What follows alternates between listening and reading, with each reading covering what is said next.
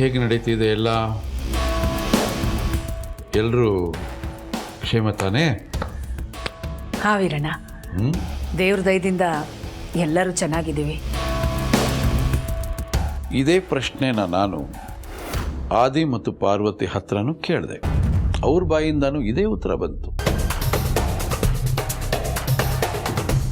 ಕೇಳಿದ ಪ್ರಶ್ನೆನೇ ಪದೇ ಪದೇ ಚೆನ್ನಾಗಿದ್ದೀರಾ ಚೆನ್ನಾಗಿದ್ದೀರಾ ಅಂತ ನಾನು ಎಲ್ಲರ ಹತ್ರ ಕೇಳ್ತಾ ಇದ್ದೀನಿ ಅಂದರೆ ಪಾರ್ವತಿನೂ ಜನನಿನೂ ಮೊದಲಿನ ಹಾಗೆ ಇಲ್ಲ.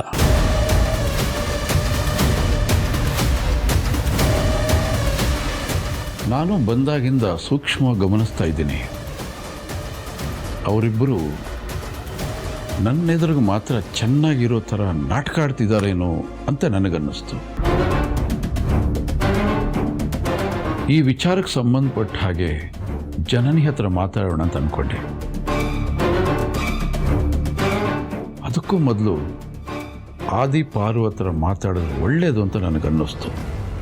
ಅವ್ರನ್ನ ಹೋಗಿ ಕೇಳಿದೆ, ಏನೂ ನಡೆದೇ ಇಲ್ಲ ಅನ್ನೋ ಥರ ಹಾಗೆ ತೇಲಿಸ್ಬಿಟ್ರು.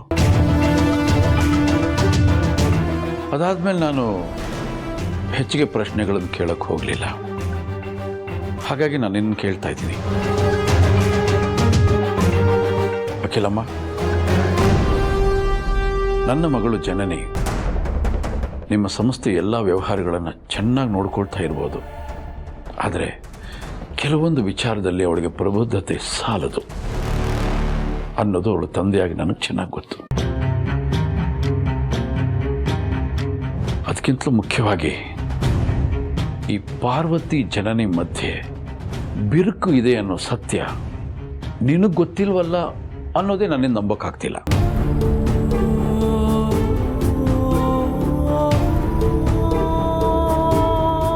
ಸತ್ಯ ಹೇಳಕ್ಕಿಲ್ಲಮ್ಮ, ಜನನಿ ಪಾರು ಮಧ್ಯೆ ಏನು ನಡೀತಾ ಇದೆ?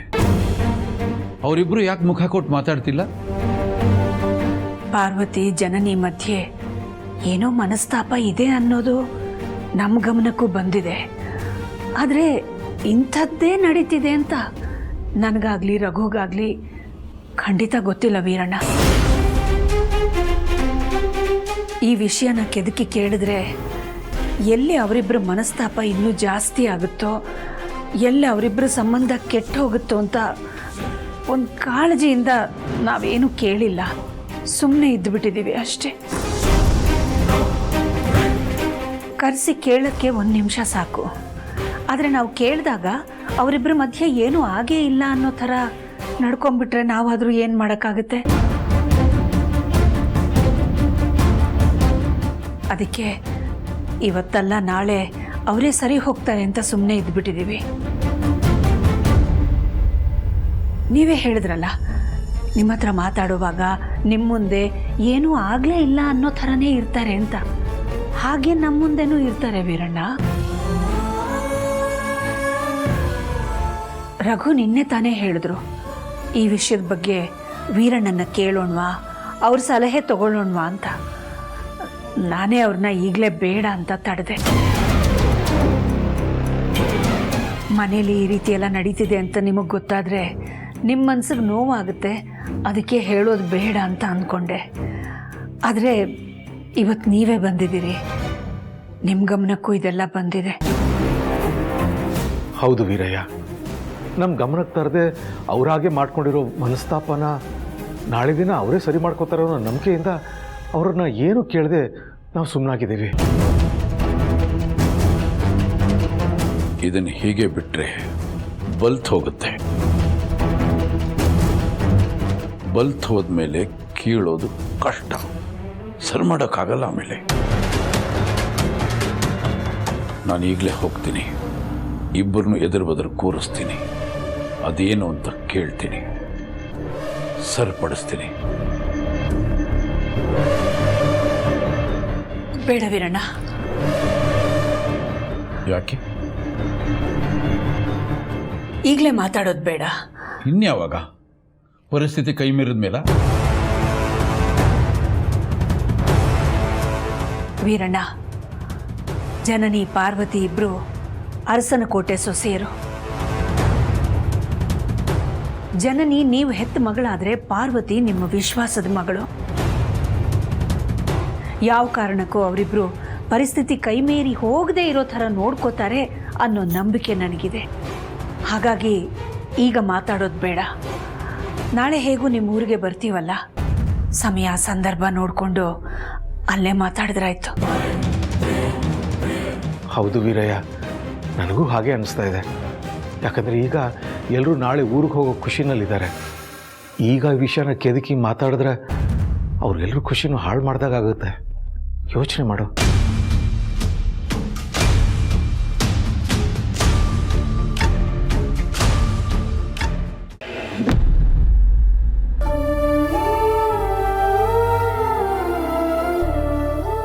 ಹಾಂ ಓಕೆ. ಯಾ, ಆದರೆ ಒಂದು 2-3 ದಿನ ನಾನು ಊರಲ್ಲಿ ಇರೋದಿಲ್ಲ. ಏನೇ ಮೀಟಿಂಗ್ಸ್ ಇದ್ದರೂ ಅದನ್ನೆಲ್ಲ ಪೋಸ್ಟ್ಪೋನ್ ಮಾಡಿಬಿಡಿ. ಹಾಂ, ಊರಿಂದ ಬಂದಮೇಲೆ ಎಲ್ಲ ನೋಡ್ಕೊಳ್ಳೋಣ. ಓಕೆ, ನಿಮ್ಗೇನಾದರೂ ಎಮರ್ಜೆನ್ಸಿ ಇತ್ತು ಅಂತ ಅಂದರೆ ಜಯ ಇರ್ತಾರೆ, ಅವ್ರ ಜೊತೆ ಟಚ್ಚಲ್ಲಿರಿ. Thank you. ಜನನಿ, ನಿನ್ನ ಹತ್ರ ಸ್ವಲ್ಪ ಮಾತಾಡ್ಬೋದಾ? ಏನು ವಿಷಯ? ನಾಳೆ ನಾವೆಲ್ಲರೂ ಊರಿಗೆ ಹೋದಾಗ ನಿನಗೆ ನನ್ನ ಮೇಲಿರೋ ಬೇಜಾರನ್ನ ಮರೆತು ನನ್ನ ಹತ್ರ ನಗ್ನಗ್ತಾ ಮಾತಾಡ್ಬೋದಾ? ನಾನು ಮನಸ್ಸಲ್ಲಿ ಅದನ್ನು ಅಂದ್ಕೊಳ್ತಾ ಇದ್ದೆ. ನಿಮಗೆ ಗೊತ್ತಲ್ಲ, ಅಪ್ಪ ತುಂಬ ಸೂಕ್ಷ್ಮ, ಎಲ್ಲದನ್ನೂ ನೀಟಾಗಿ ಗಮನಿಸ್ತಾರೆ, ಬೇಗ ಅರ್ಥ ಮಾಡ್ಕೊಂಡು ಬಿಡ್ತಾರೆ. ನಮ್ಮಿಬ್ಬರು ಮಧ್ಯೆ ಇರೋ ಮನಸ್ತಾಪ ಅವ್ರಿಗೆ ಗೊತ್ತಾದರೆ ಸುಮ್ಮನೆ ಬೇಜಾರಾಗ್ತಾರೆ.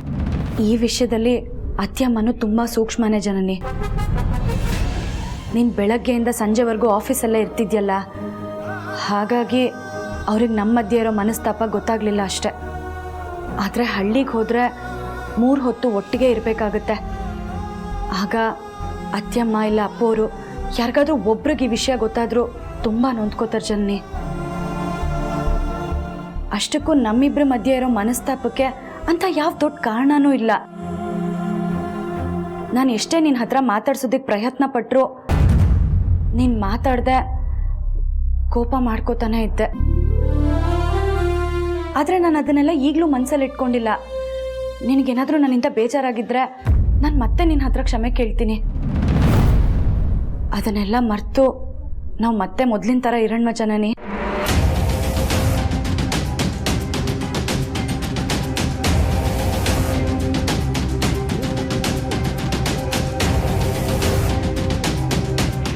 ನನ್ನ ಮಗುವಿಂದ ಸಾಧ್ಯವಾದ ಮಟ್ಟಿಗೆ ನೀವು ದೂರ ಇರಬೇಕು, ಹಾಗಂತ ಮಾತು ಕೊಡಿ.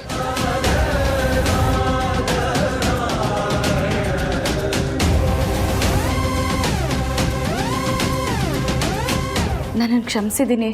ನಾವು ಮತ್ತೆ ಮೊದಲಿನ ಥರ ಇರೋಣ ಅಂತ ಒಂದೇ ಒಂದ್ಸಲ ಹೇಳು ಜನನಿ. ಕ್ಷಮಿಸು ಅಂತ ಮಾತ್ರ ಕೇಳಬೇಡಿ, ಅದಾಗದೇ ಇರೋ ಕೆಲಸ. ಈಗೇನು ಸದ್ಯಕ್ಕೆ ಊರಿಗೆ ಹೋದಾಗ ಎಲ್ಲರೂ ಮುಂದೆ ನಗ್ತಾ ಮಾತಾಡಬೇಕು ತಾನೆ, ಅಷ್ಟು ಮಾತ್ರ ಮಾಡ್ತೀನಿ.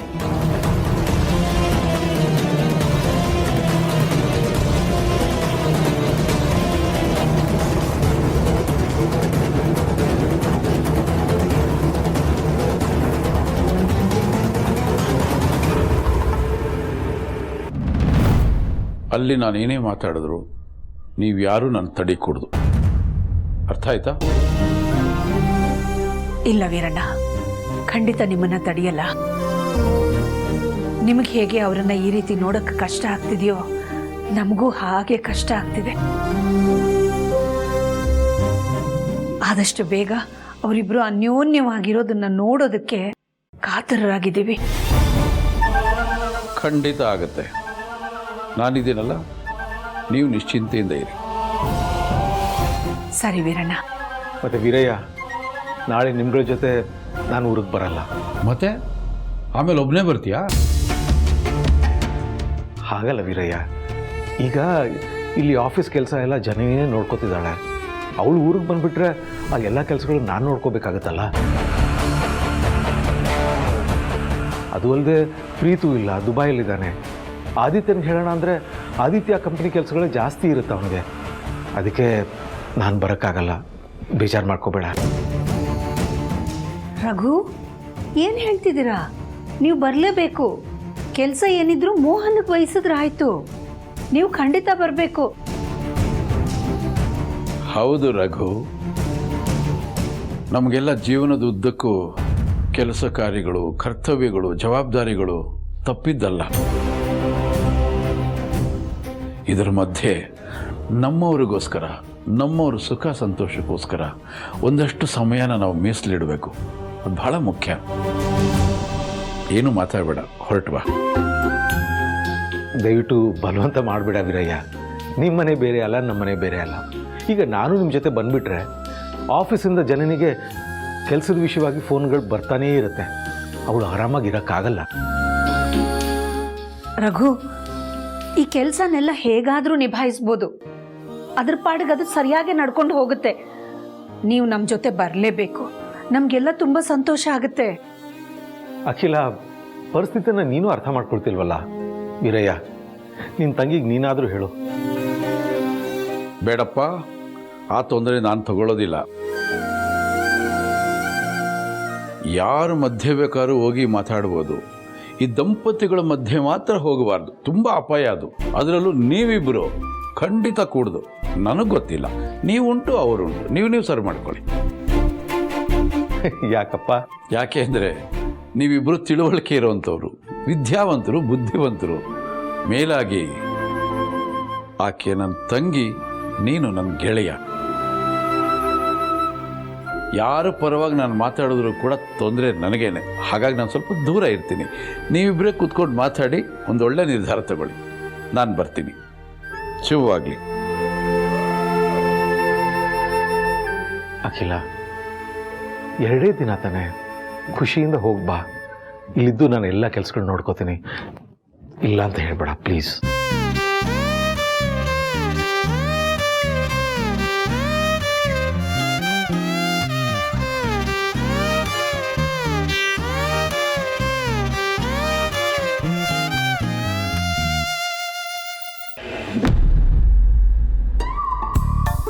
ದಾಮು, ಒಂದೇ ಒಂದ್ಸಲ ಕಣ್ಣು ಮುಚ್ಕೋತೀಯ? ಇಲ್ಲಪ್ಪ, ಕಣ್ಣು ಬಿಟ್ಟಿರುವಾಗಲೇ ನೀವೇನೇನೋ ಮಾಡ್ತೀರಾ. ಇನ್ನು ಕಣ್ಣು ಮುಚ್ಚಿದ್ರೆ ಸುಮ್ಮನೆ ಇರ್ತೀರಾ? ನಾನು ಕಣ್ಣು ಮುಚ್ಚಲ್ಲ. ಯಾಕೆ ದಾಮು, ಯಾವಾಗಲೂ ನನ್ನ ಬಗ್ಗೆ ನೆಗೆಟಿವ್ ಆಗೇ ಯೋಚನೆ ಮಾಡ್ತೀಯ? ಅಲ್ಲ, ಸ್ವಲ್ಪ ಪಾಸಿಟಿವ್ ಆಗು ಯೋಚನೆ ಮಾಡ್ಬೋದಲ್ವಾ? ನೋಡ್ರಿ, ಬೇರೆ ಎಲ್ಲ ವಿಷಯದಲ್ಲೂ ನಾನು ನಿಮ್ಮನ್ನು ನಂಬ್ತೀನಿ. ಯಾಕೆಂದ್ರೆ ನೀವು ಆ ನಂಬಿಕೆನ ಉಳಿಸ್ಕೊಂಡಿದ್ದೀರಾ. ಆದರೆ ನಾವಿಬ್ಬರೇ ಇದ್ದಾಗ ಮಾತ್ರ ನಾನು ನಿಮ್ಮನ್ನು ನಂಬಲ್ಲಪ್ಪ. ಯಾಕೆ? ಯಾಕೆ ಅಂತ ನಿಮಗೆ ಗೊತ್ತಿಲ್ವಾ? ನಾನು ಬಾಯ್ ಬಿಟ್ಟು ಹೇಳಬೇಕಾ? ಗಂಡ ಹೆಂಡತಿ ಮಧ್ಯೆ ಅಷ್ಟು ಅನ್ಯೋನ್ಯತೆ ಇಲ್ಲದೆ ಹೋದ್ರೆ ಹೇಗೆ ದಾಮು? ನೋಡಿದ್ರಾ, ಇದನ್ನೇ ನಾನು ಹೇಳಿದ್ದು. ಈ ವಿಷಯದಲ್ಲಿ ನೀವು ಪರಮ ಪೋಲಿ ಅಂತ. ನಾನು ಮಾತ್ರ ಹಾಗಲ್ಲ, ಎಲ್ಲ ಗಂಡಂದ್ರು ಹಾಗೇನೆ. ಆ ವಿಷಯದಲ್ಲಿ ನನಗಿಂತ ಸ್ವಲ್ಪ ಜಾಸ್ತಿನೇ ಪೋಲಿ ಆಗಿರ್ತಾರೆ. ಈಗ ಸರಿ, ಕಣ್ಣು ಮುಚ್ಚೋ ಇಲ್ವೋ? ಈಗ ನಾನು ಕಣ್ಣು ಮುಚ್ಚದೆ ಇದ್ರೆ ನೀವು ಬಿಡಲ್ಲ. ಸರಿ, ಮುಚ್ಚುತ್ತೀನಿ.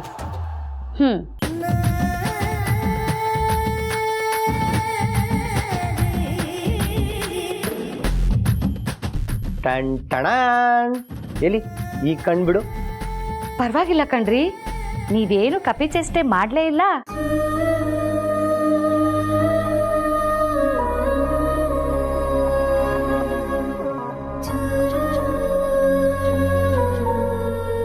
ಅರೆ, ಏನ್ರಿ ಇದು ನನ್ನ ಗಂಡ ಮೋಹನ್? ದಾಮು, ನಿನಗೋಸ್ಕರ ತಂದಿರೋ ಒಲವಿನ ಉಡುಗೊರೆ ಇದು.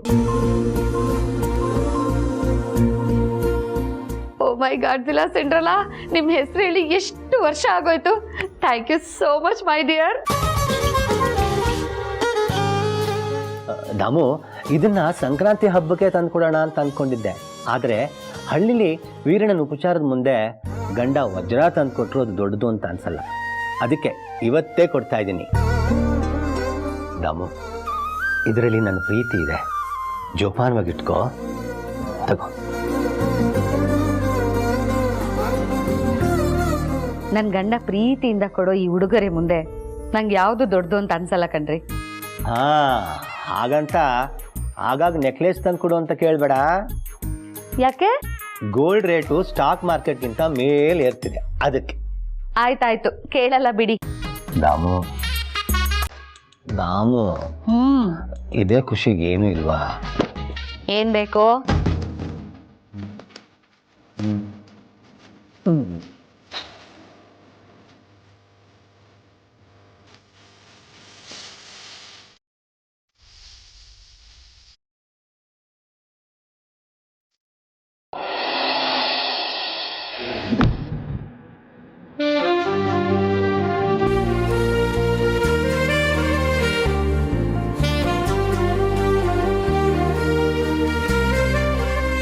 ಬಾವಾ ಏನು? ನಿಮಗೋಸ್ಕರ ನಾನೇ ನನ್ನ ಕೈಯಾರೆ ಕಾಫಿ ಮಾಡ್ಕೊಂಡು ತೊಗೊಂಬಂದಿದ್ದೀನಿ. ತಗೊಳ್ಳಿ ಬಾವಾ ಕಾಫಿ.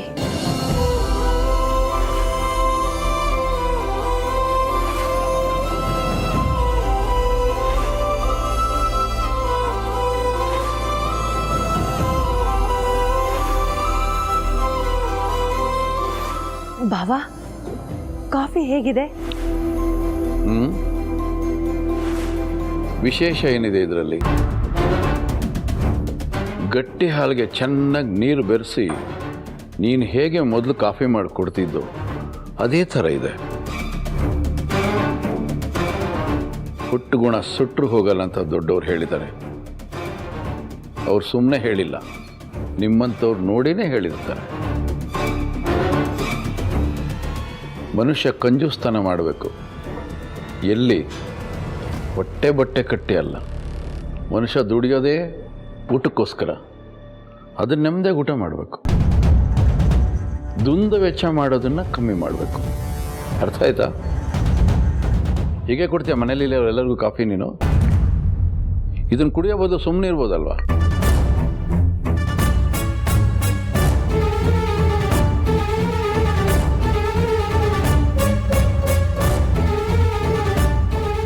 ಕಾಫಿ ಕೊಟ್ಟ ಮೇಲೆ ನಿಂತ್ಕೋಬಾರ್ದು. ನಮಗೆ ಕುಡಿಯೋಕೆ ಮುಜುಗರ ಆಗುತ್ತೆ.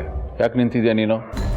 ಕ್ಷಮಿಸಿ ಬಾವಾ, ಅದು ಇವತ್ತು ನಾನು ಊರಿಗೆ ಬರೋಕ್ಕಾಗಲ್ಲ ಅಂತ ಹೇಳಕ್ಕೆ ಬಂದೆ. ಹಾಗಾದರೆ ಈ ಕಾಫಿ ಮಾಡ್ಕೊಂಬಂದು ಕೊಟ್ಟಿದ್ದು ಪೀಠಿಕೆನಾ? ಏನು ಬಾವಾ ನೀವು ಎಲ್ಲದರಲ್ಲೂ ಬರೀ ತಪ್ಪನ್ನೇ ಕಂಡು ಹಿಡಿತಾ ಇರ್ತೀರಲ್ಲ. ನೀನು ಮೊದಲು ತಪ್ಪುಗಳು ಮಾಡೋದನ್ನು ನಿಲ್ಲಿಸು. ಆಗ ನಾನು ನಿನ್ನ ಕಡೆ ಗಮನನೇ ಕೊಡಲ್ಲ, ನಿನ್ನ ತಪ್ಪುಗಳನ್ನು ಕಂಡುಹಿಡಿಯೋಕ್ಕೂ ಹೋಗಲ್ಲ. ಸರಿ ಬಾವಾ. ಆದರೂ ಊರಿಗೆ ಬರಲ್ಲ ಅಂತ ಹೇಳಿ ಮತ್ತೊಂದು ತಪ್ಪು ಯಾಕೆ ಮಾಡಿದೆ ನೀನು? ಅದು ಎಲ್ಲರೂ ಊರಿಗೆ ಹೋದ್ರೆ ಈ ಮನೇಲಿರೋರು ಯಾರು ಬಾವಾ? ಓಹೋ, ಇವಳು ಲವ್ ಸ್ಟೋರಿನ ಕಂಟಿನ್ಯೂ ಮಾಡೋದಕ್ಕೆ ಇಲ್ಲೇ ಝಾಂಡ ಹೂಡೋ ಪ್ಲ್ಯಾನ್ ಮಾಡ್ತಾ ಇದ್ದಾಳೆ ತ್ರಿಪುರ್ ಸುಂದ್ರಿ. ಬೇಡ ಬೇಡ, ಇವಳಿಲ್ಲೇ ಇದ್ದರೆ ಎಲ್ರಿಗೂ ತೊಂದರೆ.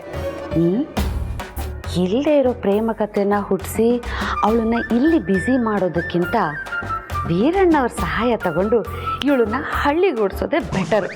ಹಾಗೆಲ್ಲರೂ ನೆಮ್ಮದಿಯಾಗಿರ್ಬೋದು. ಹಾಗಂತ ಇನ್ನು ಎಷ್ಟು ದಿನ ಅಂತ ಇಲ್ಲೇ ಅಂಟ್ಕೊಂಡು ಕೂತಿರ್ತೀಯ ನೀನು? ಬಾವಾ, ಹಬ್ಬ ಮುಗಿಸ್ಕೊಂಡು ಎಲ್ಲರೂ ಇಲ್ಲಿಗೆ ಬಂದಮೇಲೆ ನಾನು ಇಲ್ಲಿಂದ ಊರಿಗೆ ಹೊರಡ್ತೀನಿ. ಈ ಮಾತನ್ನ ನೀರಿನ ಮೇಲೆ ಬರ್ಕೊಡ್ತೀಯಾ ಅಥವಾ ಕಾಗದದ ಮೇಲೆ ಬರ್ಕೊಡ್ತೀಯಾ? ಸರಿಯಾಗಿ ಹೇಳಿದ್ರಿ ವೀರಣ್ಣವ್ರೆ. ಯಾಕೆ ಬಾವಾ, ನಿಮಗೆ ನನ್ನ ಮೇಲೆ ನಂಬಿಕೆನೇ ಇಲ್ವಾ? ನಿನ್ನ ಜೀವನದಲ್ಲಿ ಯಾವತ್ತಾದರೂ ನೀನು ನನ್ನ ನಂಬಿಕೆನ ಉಳಿಸ್ಕೊಂಡಿದ್ಯಾ?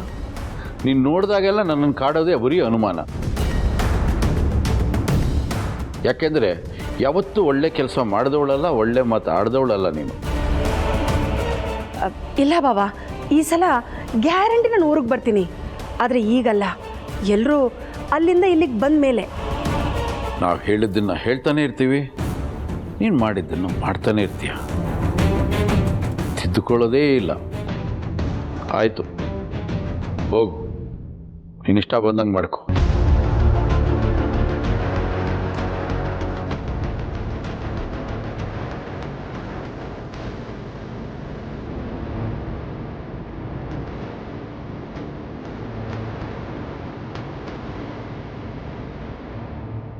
ವೀರಣ್ಣವ್ರೆ, ನಿಮ್ಮ ನಾದ್ನಿ ಬಗ್ಗೆ ಚಾಡಿ ಹೇಳ್ತೀನಿ ಅಂತ ದಯವಿಟ್ಟು ತಪ್ಪು ತಿಳ್ಕೊಬೇಡಿ. ನೀನು ಹೇಳಿದ್ರೆ ತಾನೇ ಅದು ಚಾಡಿನೋ ಅಲ್ಲೋ ಅಂತ ನನಗೆ ಗೊತ್ತಾಗೋದು. ಮೊದಲು ಅದೇನು ಅಂತ ಹೇಳು.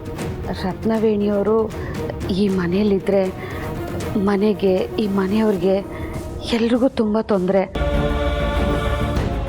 ಅದರಲ್ಲೂ ನಮ್ಮ ಪಾರ್ವತಿಗೆ ನೆಮ್ಮದಿನೇ ಇಲ್ಲ. ಬಪ್ಪ, ಈಗ ನಾವು ರೂಮ್ಗೆ ಹೋಗೋಣ. ಅಲ್ಲಿ ನೀನು ಆಟ ಐಸ್ ತಿಂತೀನೋ ಅಂತೆ. ಪಾರ್ವತಿನೇ ಮಗುಗೆ ಬಲವಂತ ಮಾಡಿ ಫ್ರಿಜ್ನಿಂದ ಐಸ್ ಕ್ರೀಮ್ ತೆಗೆದು ತಿನ್ನಿಸ್ತಾ ಇದ್ಲು. ಇಷ್ಟೆಲ್ಲ ಮಾಡಿದ್ದಾರೆ, ಈ ವಿಷಯ ಅಖಿಲಕ್ಕನ್ಗಾಗ್ಲಿ ಭಾವನ್ಗಾಗ್ಲಿ ಯಾರಿಗೂ ಗೊತ್ತಿಲ್ಲ.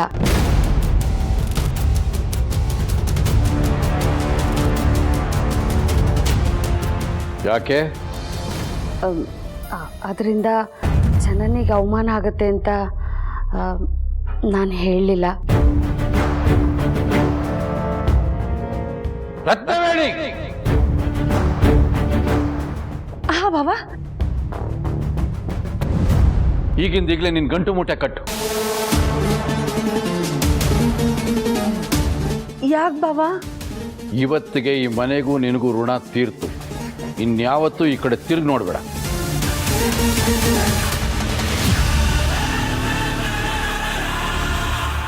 ಬಾವಾ, ಅಂತ ತಪ್ಪು ನಾನೇನು ಮಾಡಿದ್ದೀನಿ? ಒಂದ ಎರಡ ನೀನು ಮಾಡಿರೋ ಪಾಪಗಳು ಬಿಡೋದಿಲ್ಲ. ನೀನೇನೇನು ಪಾಪ ಮಾಡಿದೆ ಅಷ್ಟು ನಿನ್ನನ್ನು ಸುತ್ತಕೊಂಡು ಒಂದಲ್ಲ ಒಂದಿನ ಹಿಂಸೆ ಕೊಡುತ್ತೆ.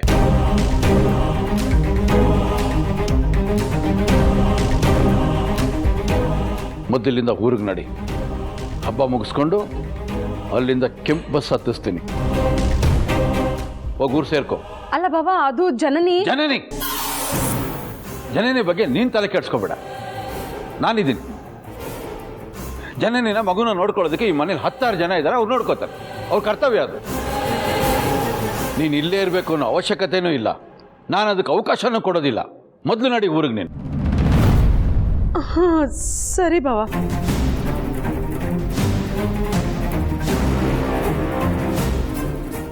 ಅಬ್ಬಾ, ಅಂತೂ ಇಂತೂ ಈ ಮನೇಲಿ ಒಕ್ಕರ್ಸ್ಕೊಂಡಿದ್ದು ಬೇಡ ಇವತ್ತು ತೊಲಗೋ ಥರ ಆಯಿತು. ಈ ಅಮ್ಮನ್ನ ಕಳಿಸೋದು ಇಷ್ಟೊಂದು ಸುಲಭ ಅಂತ ಮೊದಲೇ ಗೊತ್ತಿದ್ದಿದ್ರೆ ನಮ್ಮ ಸಿಂಹಾದ್ರೆ ಸಿಂಹ ಸೃಷ್ಟಿಕರ್ತನ ಯಾವತ್ತೋ ಕರೆಸ್ಬೋದಾಗಿತ್ತು. ತುಂಬ ಧನ್ಯವಾದಗಳು ವೀರಣ್ಣವರೇ. ಯಾತಕ್ಕೆ? ಏನಿಲ್ಲ ಬಿಡಿ.